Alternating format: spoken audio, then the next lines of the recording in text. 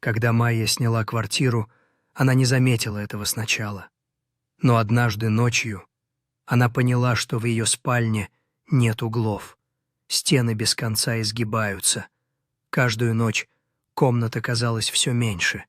Когда она попыталась уйти, дверь исчезла. Голос прошептал: «Эта комната растет с твоим страхом». Майя закрыла глаза, успокоила дыхание, и вдруг дверь снова появилась.